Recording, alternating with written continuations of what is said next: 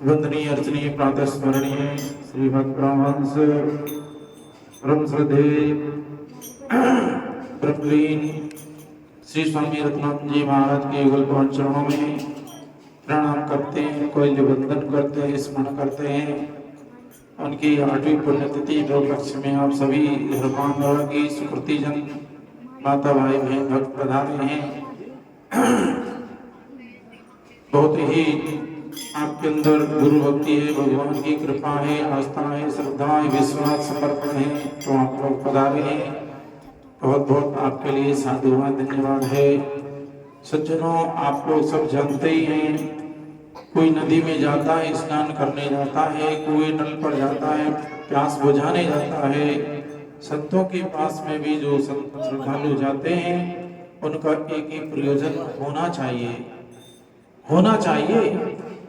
जबकि और कामनाओं से भी लोग जाते हैं, लेकिन एक ही होना चाहिए कि जीवन में आत्यंतिक दुख की निवृत्ति और परमानंद की प्राप्ति हो।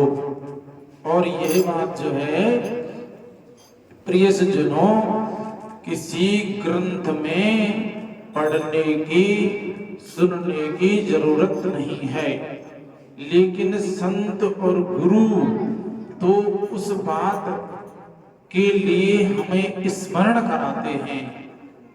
ऐसा कोई गुरु नहीं हुआ दुनिया में कि जिसने सिर पर हाथ रखा हो और ब्रह्म ज्ञान हो गया। कोई ऐसी गोली, टैबलेट, इंजेक्शन दे दिया जिससे उसको आत्मज्ञान हो गया। बहुत कृपा करके वे बहुत सारी बातें सुनाएंगे, अनेक व्यंजन बनाएंगे, लेकिन भोजन तो सबको ही करना पड़ेगा। तो ऐसे ही हमारे सबकी अनुभव सिद्ध बात क्या है कि हमारे जीवन में एक मांग है, एक हार्दिक इच्छा है। वो कैसी है? वो सबके अंदर बैठी है। और वो इच्छा क्यों बैठी है? एक बात ये भी बता दें, जैसे हम आप सबको प्यास लगती है, एक उदाहरण, एक दृष्टांत से सिद्धांत समझ में आता है। तो प्यास क्यों लगती है हमको? प्यास इसलिए लगती है कि पानी नाम की कोई वस्तु है दुनिया में। पानी यदि दुनिया में होता ही नहीं तो बताओ कि हमको प्यास लग जाती क्या? है? नहीं लगती। ऐसे आप ध्यान से सुने समझे तो कोई बात नहीं है, क्योंकि भगवान ने अर्जुन को बहुत सुनाया, तब उन्होंने अर्जुन ने ये कहा कि मुझे, है ना, नष्टो मोह स्मृति लब्धा, मुझे स्मृति प्राप्त हो गई है। आप केवल भूले हुए हैं। संत अपने प्रवचन स्वाध्याय के द्वारा हमको हमारा स्मरण कराते हैं, याद दिलाते हैं।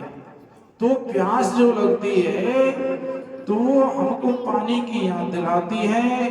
पानी इतना याद आने लगता है, एक प्यास लगी है ना, थोड़ी और बैठ लो, प्रोग्राम पूरा होने वाला है, एक भजन और सुन ले, फिर बस पूरा ही होने वाला है, वहां चल के पी लेंगे। लेकिन जिसको बहुत तीव्र प्यास लगी है ना, तो बैठा रह सकेगा कौन यहाँ? चाहे कितना ही बड़ा कार्यक्रम सम्मेलन क्यों नहीं हो, प्यास उसको उठा करके वहां से ले जाएगी। चल पानी के पास, पी ले पानी, बुझा ले प्यास, और प्यास पानी पीते ही चल फिर बैठ जा, तो फिर स्मरण नहीं आएगा पानी का।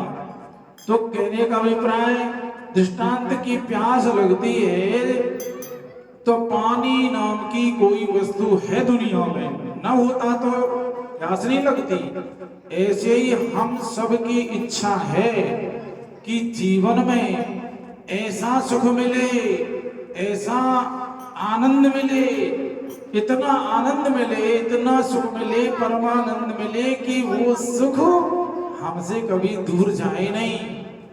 अर्थात सीधी बात को कि हम सदा आनंद के बीच में रहें, दुख का कोई संदेशा ही नहीं आना चाहिए। यह मनुष्य की मांग है। तो ये जैसे पानी हमको प्यास पानी स्मरण कराती है, तो पानी नाम की चीज है। अर्थात ये जो इच्छा हो रही है हमारे अंदर, कौन सी? आत्यंतिक दुख की निवृत्ति हो जाए। एक होता दुख निवृत्ति, तो दोबारा उत्पन्न हो जाएगा दुख। कोई भी दुख हुआ दोबारा हो जाएगा। लेकिन आत्यांतिक निवृत्ति किसे कहते हैं? जैसे कोई वृक्ष की डाली काट दे फिर फूट जाएगा, फिर पेड़ हो जाएगा, और उसको जड़ से ही काट के फेंक देंगे तो दोबारा उत्पन्न होगा नहीं। तो आत्यांतिक दुख कि दुख की ऐसी निवृत्ति हो जाए, ऐसी हो जाए कि दोबारा दुख उत्पन्न ही हो ही नहीं। और आनंद नहीं, परमानंद की प्राप्ति, ऐसी आनंद की कि वो आनंद हमसे अलग नहीं हो। और ऐसा जो वर्णन आपने सुना अत्यंत की दुख की निवृत्ति, परमानंद की प्राप्ति, ये यही मोक्ष का स्वरूप है। इसे मोक्ष कहते हैं। ये मोक्ष में ही सुख मिलेगा।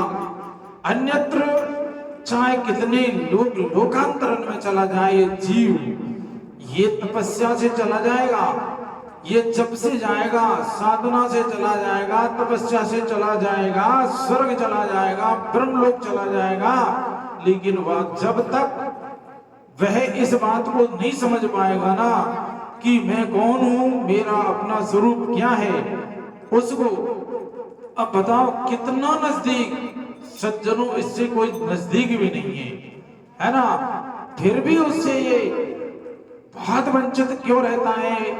अब वो तो खैर संतों ने बहुत सुंदर ढंग से वर्णन किया है, लेकिन अनुभव सिद्ध बात है, उसका स्मरण करो। अहम अस्मि वेदांत मकरंद नामक ग्रंथ है, उसमें एक श्लोक है कि अहम अस्मि सदा भामी। आप एक एक संत हमारे भारत में जो ऋषि हुए हैं, एक एक महापुरुष ऐसे हुए कि वे पूरे संसार का कल्याण कर देते, सबका कल्याण कर देते। स्वामी रत्नानंद जी महाराज यहाँ रहे, बहुत तपस्याएं करी, साधना करी, निर्जन वन में करी, व्रत करे, उपवास करे, फिर उनको अनुभूति हुई, अपना अनुभव हुआ, उनको ब्रह्म ज्ञान हुआ, आत्मज्ञान हुआ, ब्रह्मनिष्ठ हुए। लेकिन ब्रह्मनिष्ठ होने के बाद कोई संत ऐसे नहीं होते किसी गुफा में ही बैठे रहे कि कोई जल समाधि ले लें कि समाज से कोई मतलब नहीं।